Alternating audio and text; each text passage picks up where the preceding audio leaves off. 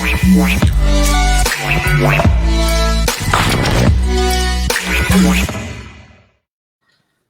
right, on the mark, not so fast. It is on the tee. That's right. This is our first night with our first golf show here on PFN 365. Anita Marks, John Mascari, Christina Thompson as well. We're going to be here with you every Tuesday night around 7 o'clock as soon as we get up online, up on digital. Recapping last week's tournament, looking forward, of course, to this week's tournament, talking about all the latest around our golf news and notes, and getting you ready for the season. We all live up here in the Northeast, so we're not playing yet, unfortunately, where a lot of people are playing already, but it's going to be around the corner. So again, this is our first show of this golf season here on this digital space. So let's go around, just maybe guys, some people are like watching the show for the first time. They know who I am because I host On the Mark, during football season. But John, let's start with you. John Mascari, kind of let the folks out there watching know, who are you, and why are you doing the show with me? Oh, well, that's a whole nother story why I'm doing the show with you. But, I am the head golf professional at the Alpine Country Club in New Jersey, just not far from the George Washington Bridge, just outside of New York City. I am a New York native, born and raised, played golf in New York growing up. And we've been doing this together, Anita, a few years now, but it's great to be here on PFN with you and Christina as well. And we're going to have a good time. I got a little bit of a cocktail ready, but I'm looking forward to some fun. So thank you for having me once again. And Christina, that's just a gorgeous mirror behind you. Yeah, I don't have a fancy TV like you guys with this amazing monitor. Maybe one day I'll be as cool as you both and get something back there. But right now you get to see the reflection. So you might see someone in my household walking by. Well, we need to order you a monitor then, so that you have it for our next show on Tuesday. Anyway, this is Christina Thompson, owner extraordinaire of Golf for Her. So Christina, kind of let the folks out there know exactly what you do, how you got into the golf industry, and all of your connections with the LPGA Tour. Yeah, so I am the owner and founder of golfforher.com. We're an online pro shop for women, and we dabble a little bit in the men's area, but I started the business going into actually 11 years now. Woo! Yeah, it's going to be 11 years in April, so we'll definitely celebrate that. But my whole thing is, I started playing golf 20 years ago, and fashion just was awful back then. And a lot of women, have not played golf because the clothes were so atrocious. But so bad. I mean, we can have a whole segment on golf clothes, but honestly, I love golf. I love fashion. And honestly, I love getting women to get out there and play, learning the game. So, I like being able to provide an opportunity for women to play golf and encourage women to go out there and play and get young girls playing. So I look forward to representing the ladies on this, talking about the LPGA Tour. As you may or may not know, Golf for Her is the apparel sponsor for 5 professional golfers on the LPGA Tour. We've got Jane Park, Marina Alex, Tiffany Joe, Mo Martin, and also Madison Pressel, who's Morgan Pressel's younger sister. She's on the developmental tour, but we're looking forward to seeing her getting out there on the LPGA Tour. So my whole thing is I just want to help women, whether amateurs or pro, be able to get out there and play the game that we all love. So look forward to representing them this season. Fantastic. And so for folks, again, who are just tuning in, the three of us have worked together for the past 3 years. We also host a show on ESPN Radio here in New York, same name, On the Tee. So we're really excited. Obviously, last year, because of the pandemic, we had to take a step back, but we are back bigger, stronger than ever. And, let's be honest, like a really big reason why is this past season, because of the pandemic, golf was the one sport that was thriving the most, right? Because we were told we had to be outside. We shouldn't be inside, indoors. We had to do stuff outside. On top of that, a lot of folks were working from home. So we were able to wake up early, get what we needed to get in, go out, play 9, play 18, come back. Maybe, You see all these gray hairs? I didn't have them. Is that what it's from? The gray hairs?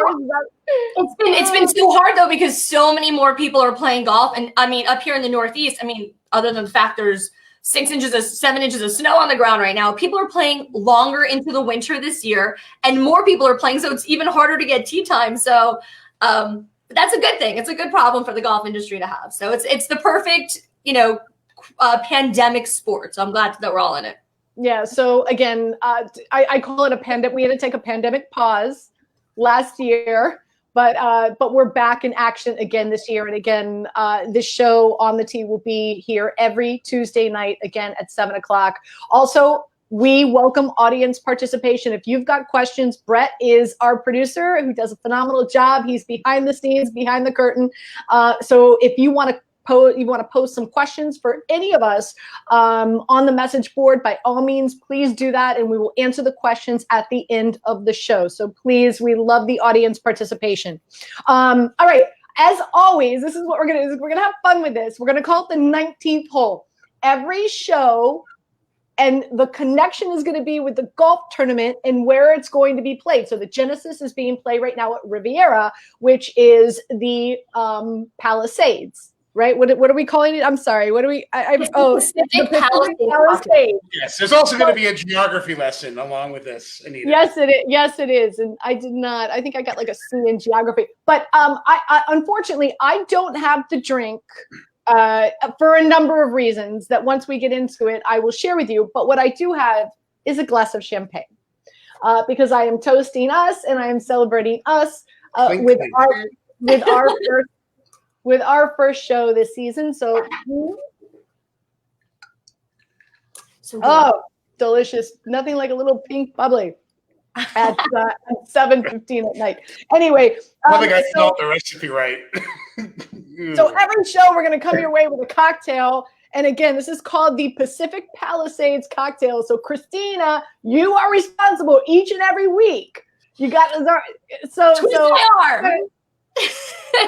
not going to listen. I mean, I played golf with you guys. The 19th hole may be one of our favorite holes. So this drink, I mean, golf certainly is yours. We know that. Hey, you need swing juice. So I'm really excited about this. I mean, right now it's cold here in the Northeast. And I mean, I would love to have a nice warm drink. But in honor of the Genesis this week, we are celebrating our 19th hole cocktail with the Pacific Palisades cocktail. Now, I was going to go and shake it up and like actually make it right here on the show for us, but I don't trust myself because there's a good chance it would end up all over my keyboard and like the show would just be over before it started. But I pre-made my drink. It's a tequila-based drink, so I'm just going to read you the ingredients. You can see them on the screen right now, but it's got tequila, it's got Patron Citron Orange. I might be saying that right or wrong. It's got a peach, ginger. Oh, I can't. These are fancy words. I just want to drink, but here it is. It's delicious. It's nice, refreshing. It's got a sweet peach and orange balanced flavor to it. So I don't know. This is a good drink to be drinking. Getting ready for the Genesis. So go out. The recipe's here. I'm gonna have it on my Instagram, Twitter, all my feeds and everything if you guys want it. But there it is. Go grab it. You gotta get like the little shaker here. I know. I'm coming to party. I don't know what the hell you guys are.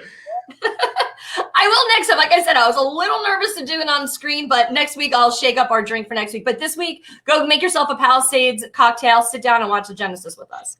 It looks delicious, and I'm definitely going to make one for myself over the weekend. Hopefully when Cantlay wins it this time. That's right. I mean, we're gonna get to our plays and our DFS and all that a little bit later on.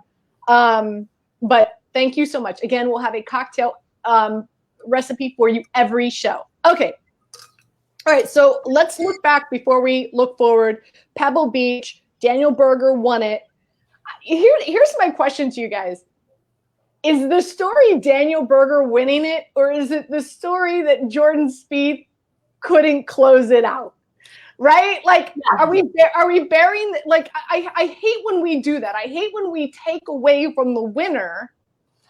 But I think, especially because, he won the previous week, I think that now maybe there's some unrealistic expectations for Jordan Spieth. Like, I didn't play him this week in DFS. I didn't put any money down on him.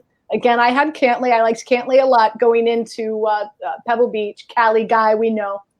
But, I need to see a lot more consistency from Jordan Spieth before I'll lay some money down on him again. But again, it's unfortunate. Berger especially, man, that eagle putt on 18. Oh, my God.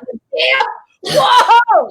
But yet the conversation is Jordan Spieth can't close. He can't close. I'm not even sure he can close anymore. I mean, listen, he has 2 back-to-back top 5 finishes. Okay, great. That's good. We've talked about him so many times. We've had him over the years. Everyone's picking him to be like the next greatest golfer. We've seen nothing. I mean, I don't know. I'm not a big Spieth fan. I think he's been a little Spiethy lately. Whatever that means. Yeah, what is I don't know. I'm not. Look that up in the Webster's dictionary. What does Spiethy mean? He's just been like, you know what it is as well, is like, for whatever reason, like, I just don't know a lot of, I don't, so prior to a tournament, I'll text a ton of my friends that I play golf with, all the caddies that I know that I play golf with. Hey, who do you got? Who do you want? Who are you rooting for? No one ever says Spieth. Not anymore. Nobody says Spieth anymore. Well, I think it's because he's too hit or miss. Spieth. He's too much of, it's either feast or famine with him. But I don't find it to be rooting for him either, John. There's one person that loves all the talk being about Jordan Spieth. And Daniel Berger. Oh. Went out and won that golf tournament. Oh, Daniel Berger. 7 under in the last round. He will have no problem with everyone talking about that. Well, he goes to the bank and cashes that check. The guy's been flying under the radar since the PGA Tour began during the 2020 season. He's playing some unbelievable golf. Good for him. And the macho eagle that he dropped in was just awesome. That was, what was it, 4 eagles he had in the tournament? 4. Like 4. He played it. It was his tournament to win. He played incredible. He had incredible ball striking. Every round. It was just so fun to see him. He's won twice in the last 10 months. Wait, am I saying that twice in the last 10 months? Right? He won the Charles Schwab. Charles Schwab. That's it. Yep. And I think you're going to start looking at his career a little differently now. I think we're talking about a guy. There was a chance he wasn't playing golf again. Right. I know. A really bad hand injury. Yeah. Kind of fell off the face of the earth for a while. And there were some people who said that he couldn't play again, including he doubted himself. But, he had a great team of doctors, and they put him back together again. And here he is, $3 million man. We can rebuild him. $1 million man. We can rebuild him. Listen, he has a chance. He can make the Ryder Cup team this year. I mean, absolutely. What a great season that he's having. So I think let's talk about Berger. Let's not talk about Spieth. Spieth has, he was nervous. He's talked about his nerves playing. So I don't know. I think he needs to get out of his own way. I thought, Anita, your boy Cantlay played real well. Super impressed by Maverick McNeely, by the way. Amazing. A young kid who's actually kind of flown under the radar a little bit, but got dealt a tough penalty during his round and really bounced back and finished solo second. So, John, the penalty he had was his ball was on the rough, right? And he so he addressed his ball and then it moved. So if you remember, the USGA changed that rule with. Remember when Dustin Johnson's ball moved? So the only issue is that's only on the putting green. Okay, so it's not on the putting green.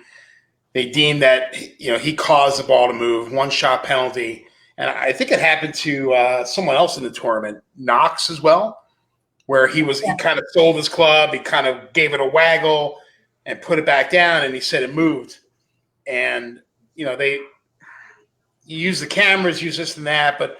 The kid acted with class. He didn't really let it bother him that much, and I felt really good that he lost by 2. I would have hated to have seen him lose by 1, and then kicking himself for that penalty shot. But get used to that name on the leaderboard for a while. I'll tell you a name you need to get used to, and that's Willie Willie Z, baby. That's what I'm calling him this season. Your boy, right? San Fran's finest. Yep. He's the human ATM machine for golf gamblers this season. Each and every tournament, I am putting money down for him to finish in the top 20, top 10, top 5, and to win it.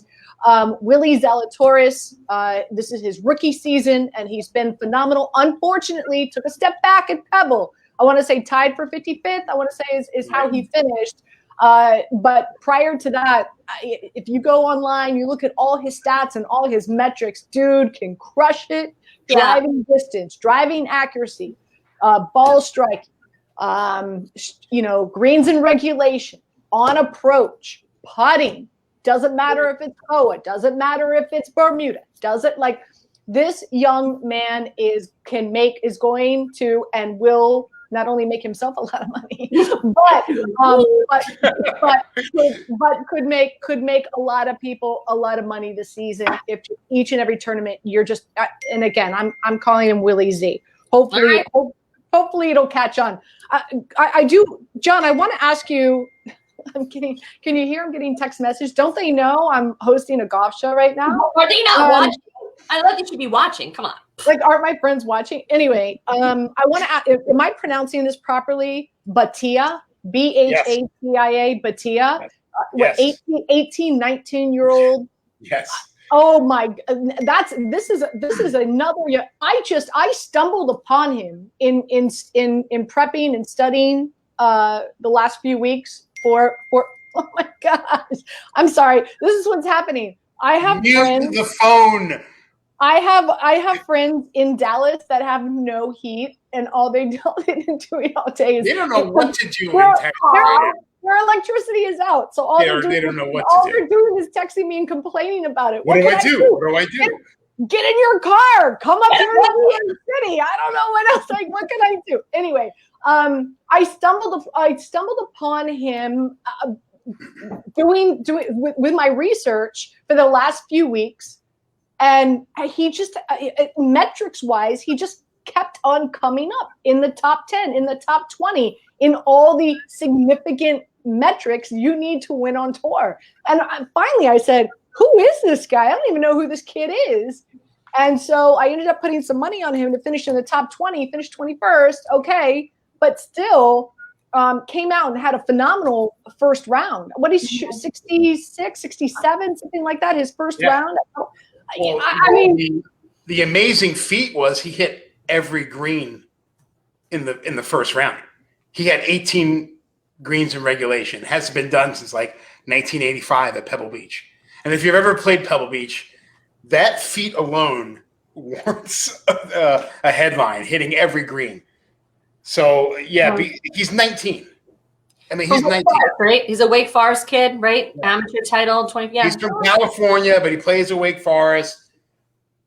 I wasn't hitting 18 greens at Pebble Beach when I was 19. So this kid is exciting. He's got a great attitude. He's going to be the future he'll be the next big left-handed player. That's for sure. Cool. Yeah, really, really, really unbelievable. Anyway, so we're on to Cincinnati, and of course we're not. We're on to the Genesis. That was a little. I don't know how much you guys watch football. That's a Bill Belichick thing. Anyway, Belichick. Yeah, that was a Bill Belichick thing, and we're on to the Genesis, which is Riviera Country Club. And so let's dive into some of the players that we like, and I'm happy to start. Listen, I'm going with Cantlay again. Right? I mean, if it wasn't for, unfortunately, his putter kind of let him down on Sunday, I really felt that it was Cantlay's tournament to win heading into Sunday. I felt like he was playing with swag. He was playing with confidence. Unfortunately, that's not what happened. But I really like him here in regard to his metrics and how he racks up. Now, I came across an interesting stat. I want to share this with you. And I wrote this in my ESPN article. If I could just get some light here. Hold on. Oh my goodness. So because I have the ring light for our video. Are you making fun of me? You're making fun of me. What is going on? Yes. So yes. So here we go. So metrics that win at Riviera, 16 of the last 20 winners were top 10 in greens in regulation, and 5 of the last winners were top 5 in strokes gained tee to green. And Cantlay's up there. He's up there. And so, I pretty much, those were the 2 major metrics that I looked at preparing for my picks and my DFS plays. And I'm going to share my DFS lineup with you shortly. But just to name a few, I like Cantlay. I like Schauffele. A few guys that I like to finish in the top 10. And again, I'm going to work these guys into my DFS lineup. And that's Morikawa, Hovland, Neiman. I also, obviously, this is Bubba's track. He's won here 3 times. We know that. I like Bubba Watson. I just told you the human ATM machine this year for golf gamblers, Will Zalatoris. Neesmith, I think, is a sneaky good play. Molinari. Actually, John, I want to get your thoughts on this in regard to Molinari because he just moved out to LA and he joined Riviera. That's right. So, keep going. I was going to say he joined Riviera. He's a member. Yeah, he's a member at Riviera. Along also Patrick Rogers and James. Is it James Hahn? Am I pronouncing that properly? So the 3 of them play Riviera quite often, quite frequently, and it just so happened, again, in researching a lot of the metrics that is needed to win on this track at Riviera, these 3 men possess. And on top of that, they play Riviera all the time. So anyway, are there any stats that show like the players that playing on the tracks at their home courses have a higher chance? I mean, has anyone ever, who's won? Justin Thomas? Someone won last year. Yeah, you see that. Right. Usually. Guys, they feel comfortable. They're sleeping in their own bed. They're doing their normal routine. They obviously know all the pin locations and they know the golf course. They've been playing there. There's something to be said about that. They know where the misses are, as I always like to say. If you're going to miss where you know you should miss. Yeah, I have Molinari. I like Molinari. Top 10 finish I have for him. I think he's going to do well. Listen, Riviera is a challenging golf course, mainly because of around the greens. You've got to be really good at your chipping and your little touch shots. And you'll see that. I'm looking forward to them playing the 10th hole, the signature, the 315-yard par 4. That's going to be fun. Yep, that's a great hole. Don't sleep on the 6th hole. It's got the donut hole in the middle, the big bunker. Some fun holes. Yeah, and listen, my favorite hole there is number 4. So the Redan hole. It's just an awesome golf course. They've had so many major tournaments there, and then they've kind of gotten brushed aside with being around Pebble and being in that area. But I'm so happy that they're going to be there at Riviera this week. What a great place! Mm-hmm. Just to kind of give you some insight in regard to some of the winners out there. Adam Scott has won here before. Like I said, Bubba's won here 3 times. Hahn as well. Here's some interesting stat, guys, that I came across as well. So the last 3 winners on tour. Okay, Berger, Brooks Koepka, and Reed all missed the cut in their previous tournament. Okay. Interesting? I don't know. Yeah. Yeah. Because follow me here. Because, granted, it sucks when you miss a cut. But a lot of times, especially, this is a West Coast swing. So what happens? You pack up your stuff, right? And now you go to the tournament, you go to that course, and now you get more familiar, you get settled in, you're more familiar with the course, you're more familiar with the area, with your surroundings. Sometimes a lot, and where I'm going with this is a lot of times a guy's odds, or sometimes people stay away from a player because he missed the cut in the previous tournament, so his odds get a little bit more appealing, first and foremost. But also, a lot of times, people won't play him in DFS because they're like, he missed the cut. He must be off. His iron plays off. Yeah, like he's not going to figure it out or something. My point is, don't have that type of mentality. Don't think that for a second. I think it's really, really interesting. The last 3 winners on tour have missed the cut in their previous tournament. Okay, so who's missed the cut last week that you think we're going to get this week? Do we have a player that we I didn't. No. Varner. Okay, cool. All right, that'd be interesting. I'd love to see that. That'd be an interesting stat to see who missed the cut, to see if they walk away the winner. That's a good prop bet there. But Christina, I think I'm not saying that golfer is going to win this tournament. What I am saying is don't stray away from using that golfer in DFS or betting on that golfer to finish in the top 20, top 10, top 5 just because they missed a tournament. Good point. Just because they missed a tournament. That's really my point. Let me ask you this, Anita. Are you do you have both feet off the Ricky Fowler train, and is it leaving the station and you're just getting on another train? Or are you still like... Can we just don't even imply that. Can we just, for the record, yet again, okay, you're the one who brings up Ricky Fowler. I did not bring up Ricky Fowler in the show.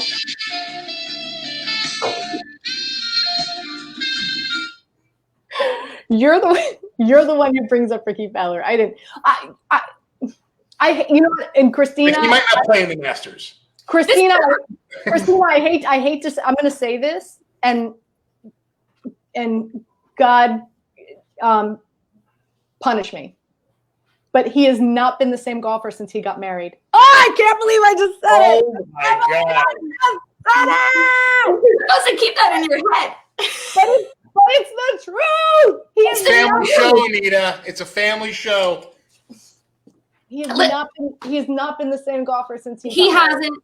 Listen, I think the train has left the station for Ricky. I think he's had his chance. I think he'll win maybe one event again. He's playing he's playing Riviera since the first time since 2014. I don't know. I want to see him. Maybe he's just good at wearing Puma clothes and promoting the brand. You guys are way off that train. Listen. The minute he starts competing and contending again, where I'm not looking at the will he miss the cut, will he make the cut odds, and seriously think about putting some coin on it. How horrible is that? You know me. I'm a glass half full. I'm always, silver lining kind of person. That's why I get criticized for always betting the overs all the time, because I don't want to root for people to do poorly.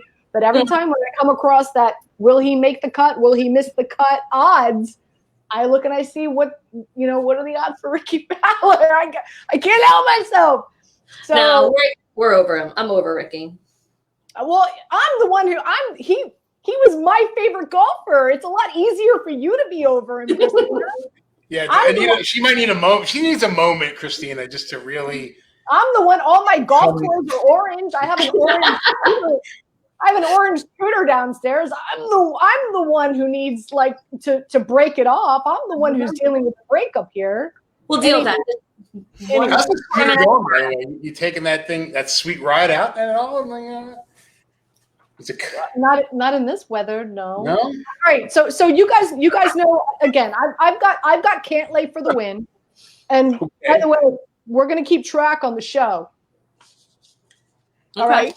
So my money's on Cantlay for the win. Like I said, I like Schauffele top 5, Morikawa, Hovland, Neiman top 10, Bubba, Zalatoris, Neesmith top 20, and Molinari and some other guys that I mentioned that I like as well to finish in the top 40. John, let's go to you. Who do you have winning the tournament? I have Schauffele as a winner. I like Victor Hovland as well. Scotty Scheffler.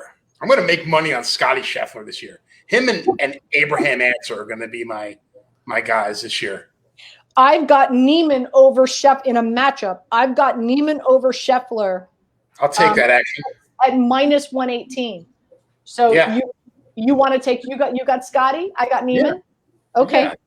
Okay. You know how the story unfolds. I win. That's how it works. We'll see. We'll see, big guy. All right, Christina, who do you have to win this thing this week? I have DJ. I like the world number one. I like that he took. Huh? You're going chalk?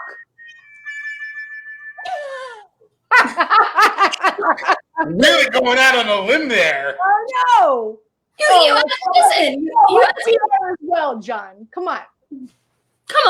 So yeah, I like him. I like he's got 9 top 10 finishes at Riviera. I mean, he's the 2020 Masters champ. He's playing well. He won in Saudi Arabia. I mean, come on. Yes, I'm taking DJ to win. Even though I'm not a DJ fan, I think he can win this tournament. But I have, I'd like to see. I don't think Rory's.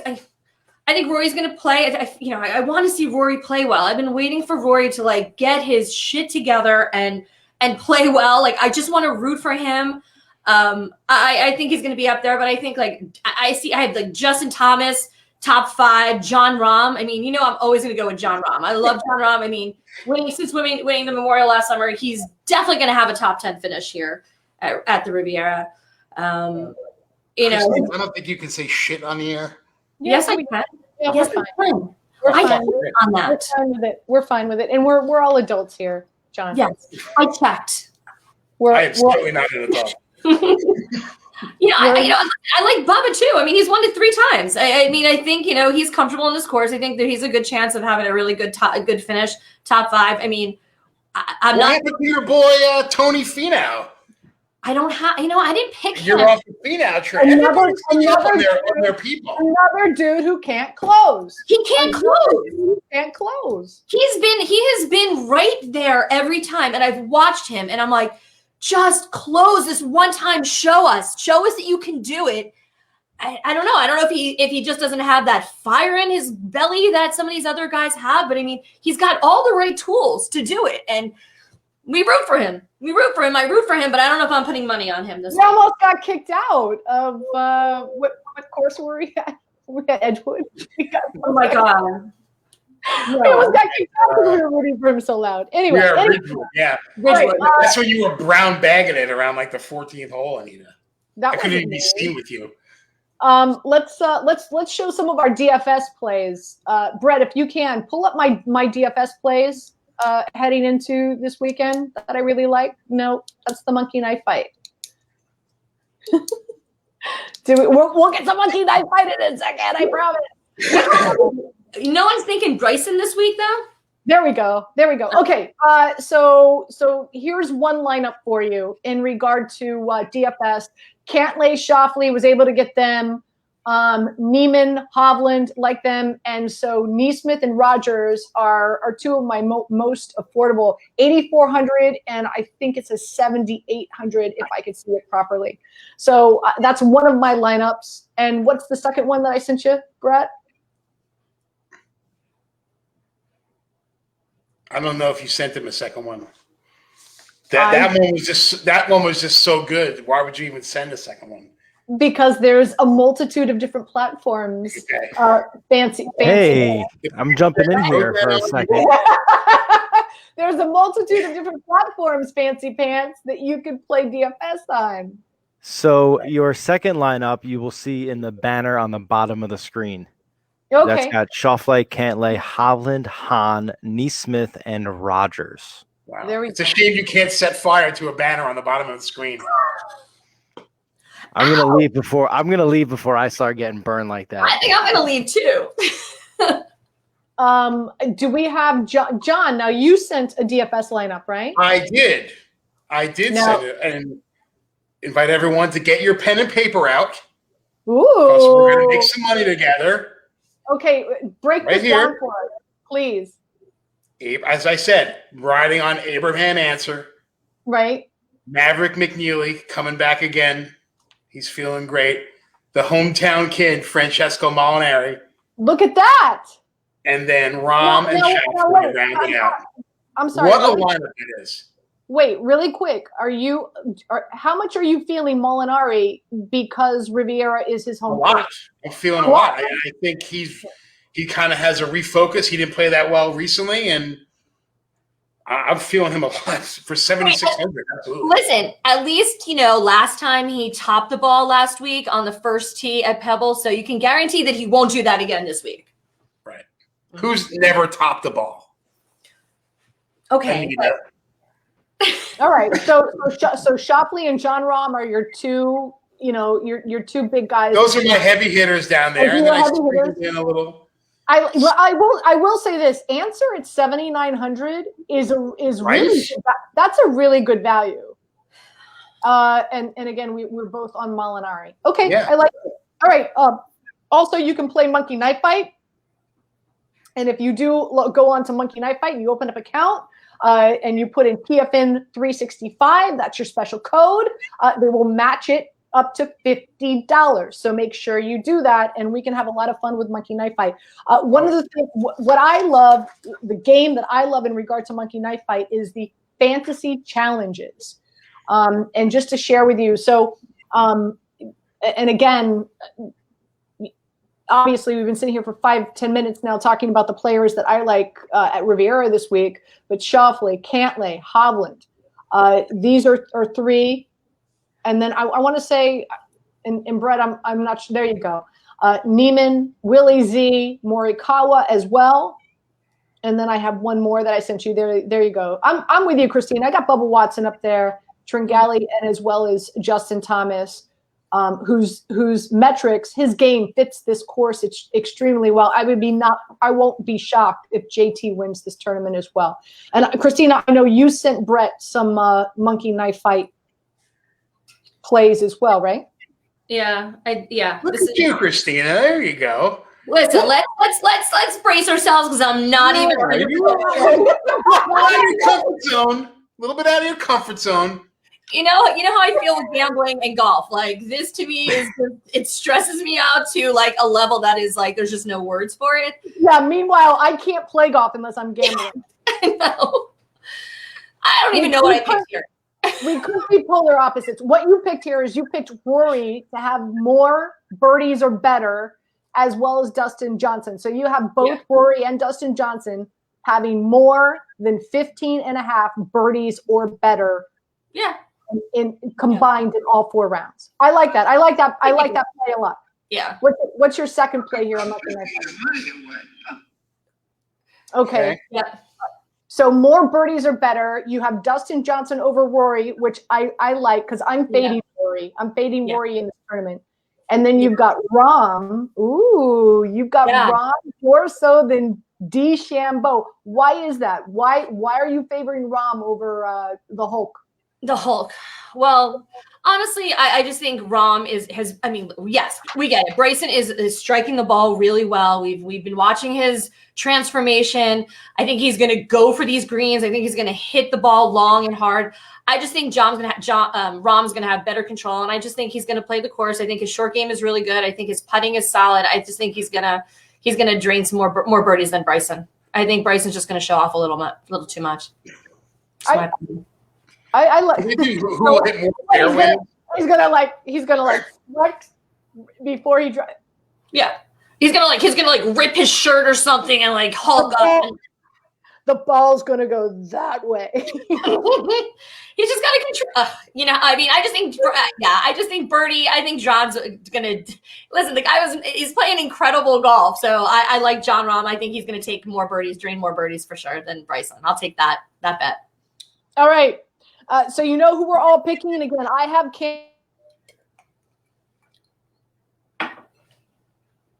Uh-oh. She froze up on us.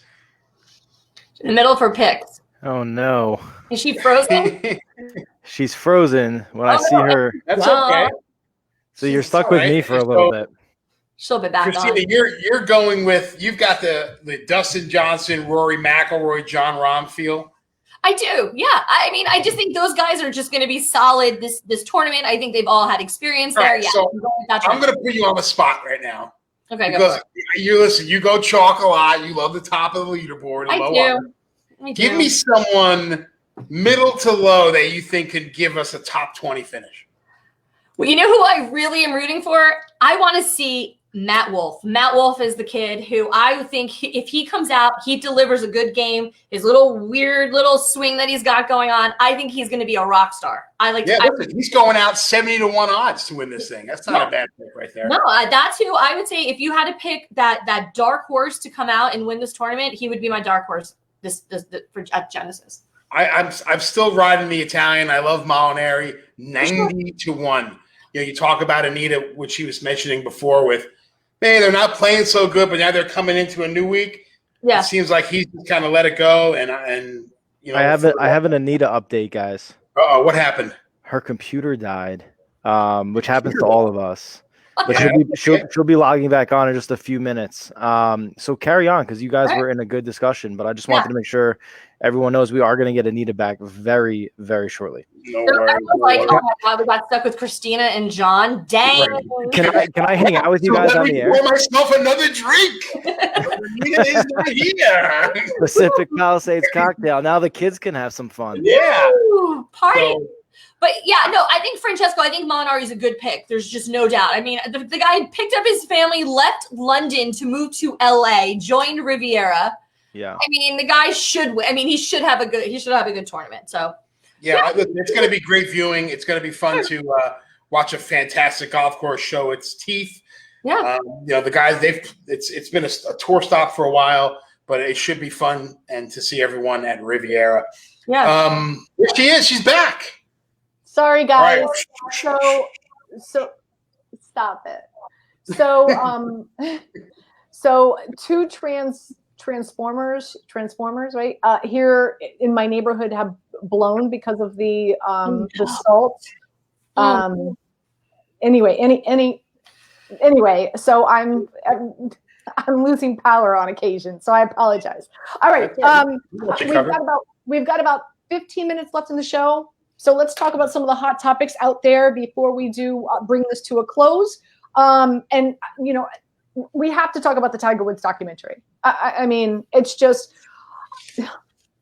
first of all, I think it's so well done. I think it's an excellent documentary, first and foremost. Number two, I thought I knew Tiger's story. It went above and beyond anything I could have ever imagined and ever assumed was his childhood. And I don't know. I'll use the word shocked. There were certain scenes and there were certain storylines and information that was revealed and discussed in that documentary. And again, assuming that it is all true, that were extremely revealing. I absolutely explains a lot of, I think, the why and the way Tiger is the way that he is. But I mean, so I just my first reaction to that documentary is wow.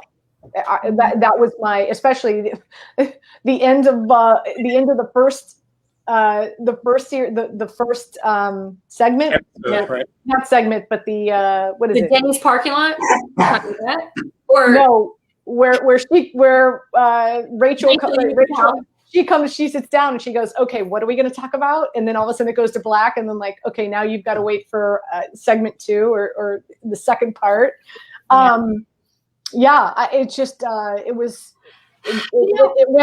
went above and beyond what I was anticipating. What was your first reaction, Christina? Honestly, I felt like it was a little bit of a tabloid look at his life. I'll be honest. At first, watching it, if those who haven't watched it, definitely go out, tune into it and watch it. It really is. It's interesting. It's enlightening. But I had a lot of emotions watching it. I was, interested in the relationship he had with Earl, his dad, and how he grew up, and just hearing some of the words that Earl used as it related to what his hopes were for Tiger, and that he just he was he was this little toy that he was trying to create and wanted to turn him into the greatest golfer. And I don't know, it was just an interesting relationship, the way they discussed Earl and Tiger growing up over the years, the things Tiger witnessed and experienced as a child, the relationships that he had with ex-former girlfriends and friends. And, it was interesting, but it was sad at the same time. I'm sure Tiger, I don't know what his reviews are. I'm assuming he's never seen it. And there's many times throughout the entire documentary where I was sitting there going, oh my God, he cannot be watching. Wait, time out. You don't think he watched that? No way he watched it. No way he watched it. No way. How could you not watch that? If that's a documentary on you, how could you not watch that? Honestly, I mean, the fact that they were showing, anything that shows you in the. I don't want to bring it up again. I wouldn't want to see myself, in my arrest tapes, staggering into the police station in Jupiter after being pulled over. I don't want to relive those. But you don't think that he's the slightest bit. I'm sure his people have told him about it. I don't think he sat there with a bowl of popcorn. Eating the popcorn. I don't think he watched it. There's no way he watched it. Like we all were, like the three of us were. No, there's no way he did. There's no way he was going to look and watch Rachel Yucatel talk about their relationship. No way. But John, what was your? So this was my biggest takeaway from the 2 episodes. You kind of knew that they were going to talk about his infidelity and his addiction and his fall from grace. What I wish they would have talked about more was how that tied into his upbringing, right? Was all of that responsible from the way he was treated, the way he was sheltered as a kid? I was floored by the letter to his girlfriend. Mm-hmm. That blew me away. That number one, that she kept the letter, but that it was almost like a legal separation from a business. Yeah, my parents and I would not like to go out with you anymore, and just because he came home a day early from college to spend with his girlfriend and not tell his parents, now he has to go break up with the girl after 3 years. What I kind of reminded me a little bit about was the public shaming that he got from Billy Payne at Augusta was ridiculous. I totally agree. Like, I concur. Who the fuck are you, Billy Payne? That was the worst. I think still that's if you talk about like the most lowest points in like golf, I think that always reminds me of like that when he did that was just disgusting. He did not. People in glass houses shouldn't throw stones. And I'm sure that everyone in that room has plenty of skeletons in their closets. And here he is bad-mouthing Tiger Woods for his addictions or for whatever.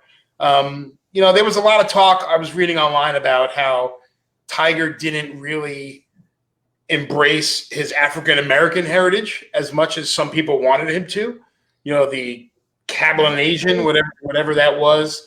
I think Brian Gumbel made a real good point where he said that, Brian Gumbel has mixed race grandchildren, and they ask their grandfather, are we black? And he says, yes, because they look that way. And that's the way people look at those children. They don't know that he might have a Caucasian mother. And people were upset at Tiger because he didn't come out and just say he was an African-American golfer.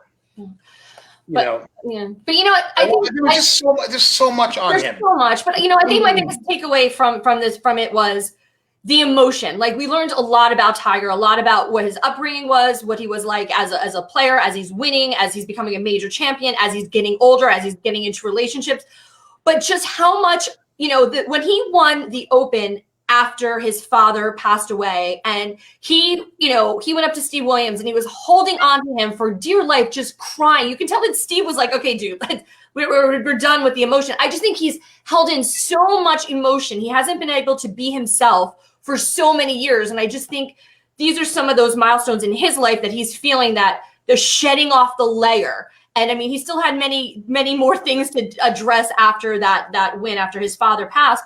But I think Tiger, his story is inspiring. I know a lot of people don't like Tiger. I get it. I will always root for Tiger. And, we always say he doesn't move the needle. He is the needle. And I get it. His comeback to win the 2019 Masters still is in my heart the most amazing sports moment that I've experieed. Yeah, it was one of those moments where it was like we always remember where we were. I came out of it feeling really bad for Tiger. Watching the documentary, yeah. It's definitely it's not a feel good documentary, that's for sure. But it's very eye opening. It explains again if in fact it's as factual as and you are led to believe that it's factual because the people that contributed to it are people that were very near and dear and close to Tiger and their family. Yeah. Anyway, it's an excellent documentary, but again, it's not a feel-good documentary for sure.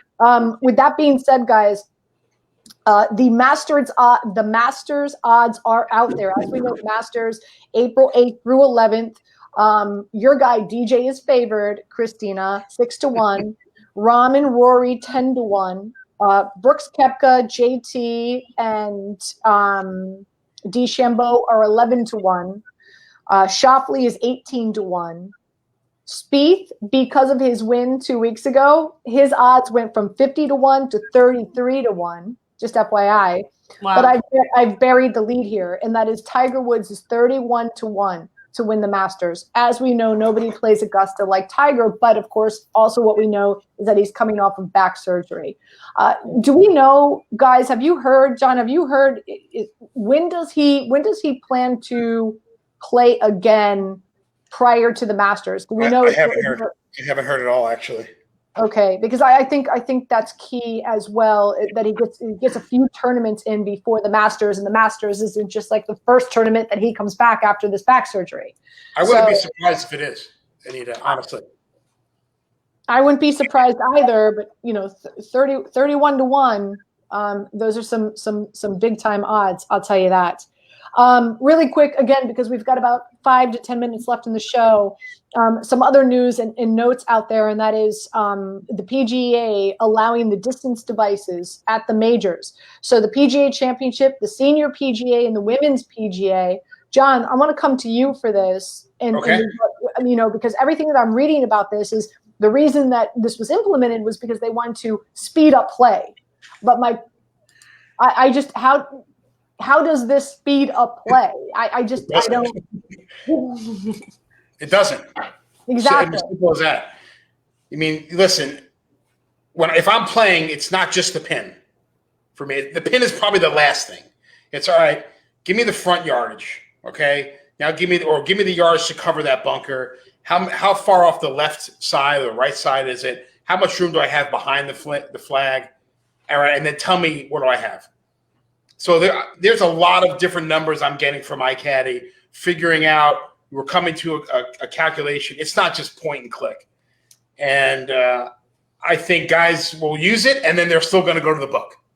So good luck trying to speed up pace of play, because it's not going to work. And it isn't happening because of a rangefinder, that's for sure. Here's another thing, because I have a rangefinder that has slope on it.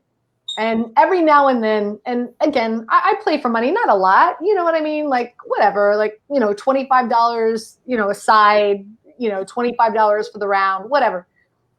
But if I'm up by like 2-3 strokes, I've got a guy going, you got your slope on? You got your slope on? Yeah, I got my slope on. I don't cheat. I'll tell you, got my slope on. Well, why you can't have your slope on? Okay, now we're on hole 12. Now you're complaining that I got my slope on my device. Here's the thing. How are you going to police that? Are they gonna play with the devices that don't have slope on it? Are those even still manufactured? I don't think so. No. They have ones that don't show slope. And then, sometimes there's the button that slides over to turn the slope on, turns red, or there's a red part behind it, or the front of the device has red on it so you can see. I wouldn't be so concerned about that. You're going to have guys cheating with the slope and the wind or something like that. But again, I just think if you were to poll 20 caddies, you'd get 20 different answers about a yardage. You'd get, it's a feel. It's the caddy has to feel if his player is pumped up or if, there's just so much into hitting a golf shot that it's just not so cut and dry as X and Y to the hole. It's just so much more. Do you guys think that caddies are intimidated? And maybe intimidated isn't the right word, but slighted, feel that because what I'm reading, a lot of caddies, they're not down with this. I don't know how many of the pros. I mean, listen, there's so many caddies on tour. I mean, from what I've read, DJ's caddy, AJ, was that his brother. He's not the best at reading yardages. So I think there's some caddies out there who might benefit from a little yardage reading. I don't think the slope. It's like to be in that conversation with those two. Yeah, I mean, I've heard those conversations. I mean, there's been plenty of conversations from other players just chatting about the comedy that is. So I'm sure that it will help some players or some caddies. But these guys are experts. I mean, there's a lot of feel, right, John? I mean, from my experience, I could tell. I mean, I am not a good golfer, but I'm definitely a feel golfer, and these guys are pros, so I'm not sure. I don't know. They're afraid to be replaced. That's all it is. They think that this is going to be the replacement of a caddy by a machine. Well, let's talk about. I think we're far away from that. Let's talk about somebody that is a really good golfer, and that's Annika Sorenstam. Again, Christina is with Golf for Her, and she endorses and sponsors and reps a lot of the girls on tour. So Christina each and every week is going to have an LPGA update for us with some news and notes. And this is probably the biggest, and that is that Annika is going to tee it up at Gainbridge in Lake Nona over there near Orlando. What I found really interesting, first of all, she's 50 years old. God bless. And number two, this will be the first time that her kids are going to be able to watch her play. That is really cool. Yeah, she's a daughter, Ava, who's 11, and Will, who's 9. And, they've been seeing their mom play golf, recreationally, getting involved in all the things that she does get involved with. So I think they've been in her ear, asking to see her play. But yeah, it's true. Annika is dusting off her clubs after 13 years. She's a 10-time major winner. I'm excited. I mean, 13 years since she's been out in the competitive field. She's playing Gainbridge. It's, in her backyard. Like you said, it's in Orlando at Lake Nona. So, it makes sense. She played last month at the Diamond Resorts Tournament of Champions. She finished T9. I mean, she's, that was her first, competitive tournament in a long time. So, listen, I know it's going to be exciting for her, but her goal, when I first read it, I thought to myself, wow, is she going to go back out there? She wants to play on tour. I mean, she is 50, not that that's old. But I think her goal is to play in the U.S. Women's Open, which is going to be held in August up in here in Connecticut. So do we know how far she's driving the ball? Yeah, I mean, right now she can carry the ball 240. So she can still hold on to a 240-yard drive. So, she's playing well. And I'm excited to watch her compete. She finished 2008. And I'll be honest, I was not watching a lot of women's golf when I first started playing golf.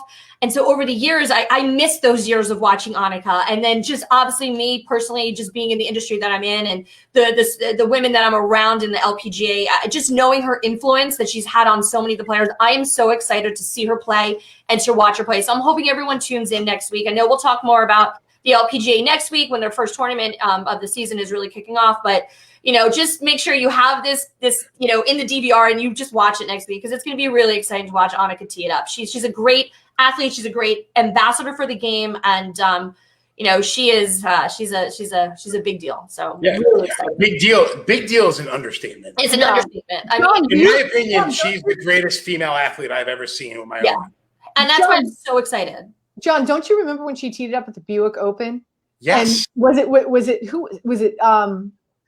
who was the golfer that was just like, she shouldn't be playing here? I don't remember. He's probably not on the tour anymore.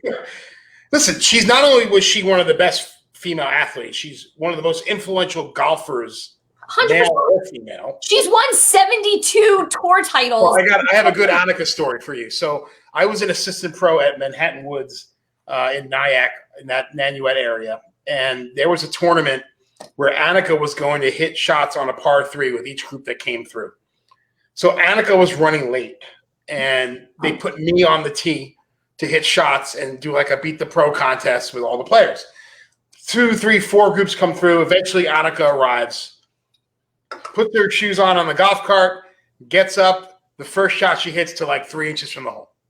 Didn't warm up, just like ho-hum, knocks it to like almost knocks it in. I was like, okay, I'm done here. Nice to meet you. See you later. But again, you said it yourself, 10 majors, played on the men's tour, has brought countless amounts of young women to the game of golf, has opened so many doors for people. And I don't care if she hits it 240 or 140, she's still going to be competitive. Yeah. It was VJ, by the way, who didn't want her to play. Shocker. In the Buick Open. All right, let's bring Brett back on, our producer. Brett, just out of curiosity, we have any message board questions for us for the show before we end? We do. We got quite a bit. Okay. All right. Some good ones. What are your thoughts on Xander finally winning a tournament soon? This is your guy, John. This is who you think Money is in gonna the win. bank. Money in the bank. Happening. Really? Money That's in the strong. That's strong. Money in the bank. Lock All it right. up. Whatever you want to say. This guy's going to win. He might win multiple. All right. Just to recap for this week, I've got Cantlay. John has Shoffley, and Christina's going chalk with DJ. Just FYI. What's our next one? All right. You guys talked a little bit about him before. Apparently, there's some crushing going on with this guy. So we'll see how this answer goes. But do you think Fowler can get his game together for the majors this year? This seems like an annual question, guys. I don't. In fact, and again, I get criticized because I bet the overs on everything quite often because I always want to cheer for players to do well and not do poorly. But stop it. But if I was being forced to put down a bet for Ricky Fowler, I would bet that he misses the cut this week, on Friday before he makes it, and that's so sad for me. John, what is wrong? Like what are you seeing different about his game that it's just all gone wrong? It's just a matter of confidence for him. He's a very good player. It's not like he's a hack. He's an exceptional golfer. I just think he needs to get a few really good rounds under his belt and compete on Sunday and get the juices flowing again and just feel like he belongs there. Does that make sense? Like he has to feel like he's not washed up. He's get rid of the whole best guy to never win a major thing. Who cares? Just kind of build. Get rid of the he hasn't won since he's gotten married. Get rid of nonsense that Anita Marks talks about all the time. Get rid of that. Don't even think about it. Yeah. Anita, is Fowler the Dan Marino of golf? Ooh. The best who's never won one? I like that analogy. Interesting. Yeah. Let's as you say, Anita, let's marinate in that for I will marinate in that for a little bit. You have maybe one or two more before. Yeah, let's get through two more. John, you talked about this guy. He finished second solo this week, I believe, right? McNeely. Thoughts on him in the long term? Yeah, I really like his attitude. I think he's a fantastic ball striker. I got a soft spot for him because he's a hockey guy also. But I think just the way he handled himself at Pebble Beach, I think was just fantastic. And I had a chance to meet him last year and talk to him a little bit. And he's got a fantastic head on his shoulders and look for great things. So keep an eye on Maverick McNeely. Yeah.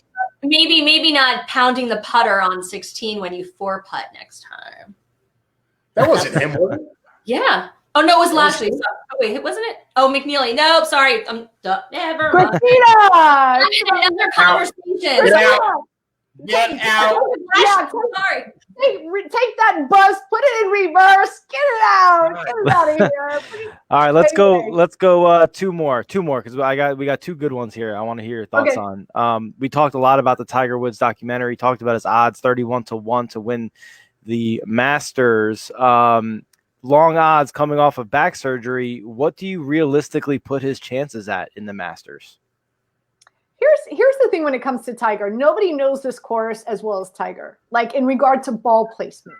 Like he knows these greens like the back of his hand. He knows approach shots. He knows exactly where to go.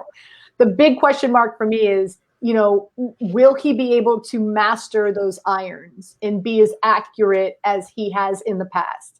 That's why, I was asking John, do we know how many tournaments is he going to play in before the Masters? I'm hoping he plays in at least one or two tournaments before the Masters, and we'll kind of get a good feel and a good idea, of where his game is at that point.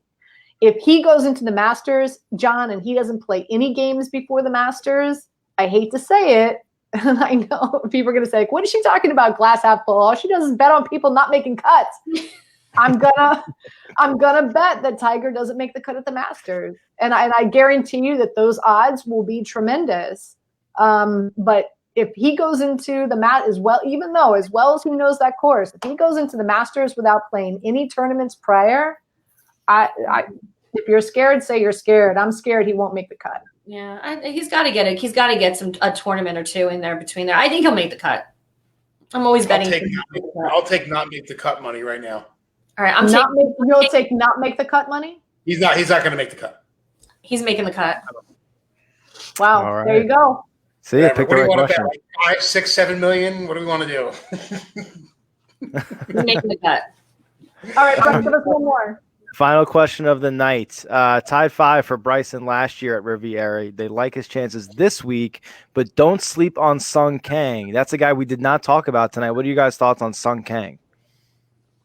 I have none. John? Christina? Who is Sung Kang? I have no idea. I'm not kidding. I kid you not. I'm totally honest. I have no idea. I wish I had the Jeopardy buzzer for like when they just stand there in silence on a question. I know who he is. Here's the thing. I know who he is, but what I'm saying is, look, did you ever watch what is it with Carrie? Homeland. Homeland. Did you watch Homeland? Oh, it's my favorite show. Homeland? Oh my god, that's stressing me out looking at that. Oh my Lord. God. Wait, is that what's in your brain? Is that literally what's in your brain, Anita? This is my prep sheet. This is my prep sheet for this week. And here's the I think I know Joe Lat's PGA. I think I know him, so I'm going to say let's go with Sung Kang, baby. But I think you're missing the first part. Bryson tied for 5th last year, and what do we think he's going to do this year? I know Christina, you were talking a little bit about Bryson before. I think top 10. I think top 10. Yeah. Yeah. Top 10. Yeah. If you read Anita's prep sheet on Bryson, she's got Bryson as a secret Russian agent who's infiltrating the Riviera to take over. Well, okay, so here's the thing. DeChambeau, number 1 in driving distance. Okay? I'm just sharing with you, again, some of the stats out there. Number 1 in driving distance. Ball striking is an important one. He's not on the top of the list here. That's what I'm saying. Not towards the top in regard to putting on POA. By the way, they're going to be rolling at like 12.5, almost 13. Okay. Strokes gained tee to green, number 1 strokes gained tee to green. And that's really, in regard to the metrics that matter here, those are the two. And don't get me wrong, they're important metrics. Number 1 in driving distance, so he's able to avoid the 58 bunkers that are out there. And number 2, he's number 1 in strokes gained tee to green. And by the way, 5 of the last 6 winners have been top 5 in strokes gained tee to green heading into the tournament. Just FYI. Oh, so don't sleep. He's ranked number 1 in 2 of the categories that I was researching. So, I mean, listen, DeChambeau, like, put money down. He's going to finish in the top 5, top 10. Yeah. You could probably get that at plus money as well. Anything out of the top 5 or top 10, now you're looking at it, you're not in plus money. And I like to gamble on stuff that's plus money. All right, that's it for the questions from our audience. Real quick question, though. Someone did ask, and I don't think we mentioned it, but just so we can, who made the Tiger Woods documentary? Where can our audience find that? It's HBO Max. Yeah. HBO Max. Oh, Snyder Cut coming to the HBO Max March 18th. All right, guys, that's gonna do it for me. Yeah, Brett, thank you so much. Really appreciate, for all of us. We so appreciate the platform. Myself, John Mascari, Christina Thompson. Again, just a reminder, we're going to be here every Tuesday night, starting around 7 o'clock. I get off my Daily Wager show on ESPN. Then by the time that we get locked and loaded and we're up here on digital, all things Twitter, Facebook, YouTube. You can find us on all our digital platforms as well as PFN 365. And if you missed any portion of the show, it will live in this space for God knows how long. So you can go back and you can watch any portion of the show as well. Guys, any final thoughts before we say hasta la vista? You got to get Christina a better background. I know, Christina. I think what I'm gonna do tonight is I think I'm gonna go on Amazon. I think I'm gonna order you a screen so that you can be as cool as you guys. You can be part of the club, guys. Toasting to our first show. Cheers. Okay, cheers. Cheers. Love you guys. Good All luck, right, everyone. everybody. Enjoy the tournament this week. Hit us up. Make sure you follow us on all things social media. And again, we'll be back next Tuesday to recap this tournament and, of course, look forward to a lot more. Have a great week. Yeah.